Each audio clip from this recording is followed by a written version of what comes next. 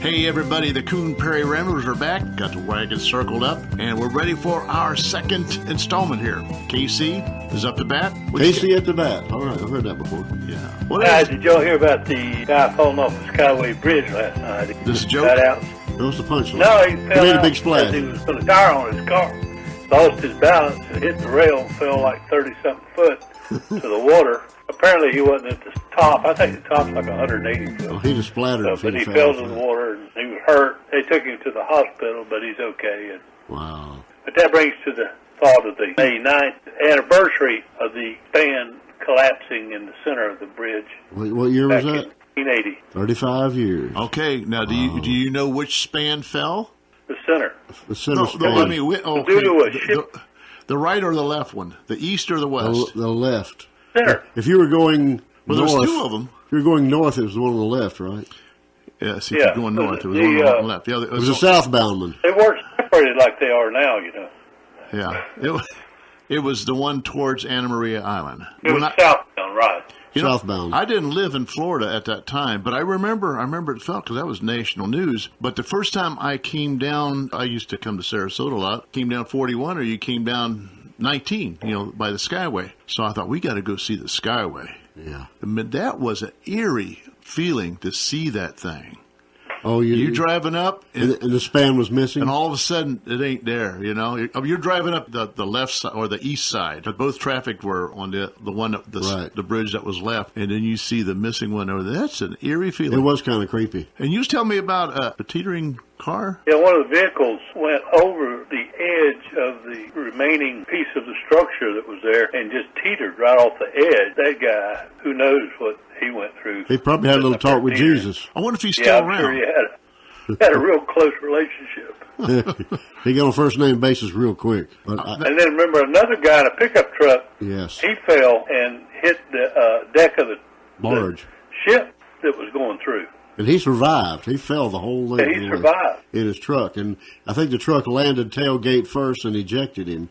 And he survived. Wow. Yeah. Everybody else that went off the edge died, including those that were in a bus, like a big Greyhound. Yeah. Went off of that thing. Yeah, Greyhound bus. I've often thought, it was a foggy morning, and when that bridge collapsed, the people that were still coming, if they hadn't felt the tremor, they had no inkling that it was gone, and all they just plunged off into the fog. It just went right off. But there was a guy, probably the guy that was teetering in the car, got out, or one of them that stopped just before, was running back trying to stop the traffic in the middle of the road, waving, and they were whizzing around him because they thought it was just some crazy man. And they're zipping right off just going right off the bridge. He was able to get out of that car while it was teetering. It was either him or somebody else who had stopped short and got out. But there was somebody trying to flag him down. And I wonder, did someone run up and grab the bumper? I wonder how they got the thing back on. Well, we don't know that. I can only imagine the terror when you're flying along and all of a sudden you got no bridge under you. Yeah. But I forgot how many people were killed. It's almost cartoonish to think about that car sliding to the top, sort of like a Roadrunner episode or something, and stopping. And you're just hanging there, Can you? I cannot imagine how terrifying that was. Okay, what was the name of the ship that hit him? Anybody know? I don't know. Yeah, it was Summit Venture. Summit Venture. That was some adventure, all right. And what did they do with the captain? Did he get prosecuted? He went to trial. He was aware of any wrongdoing.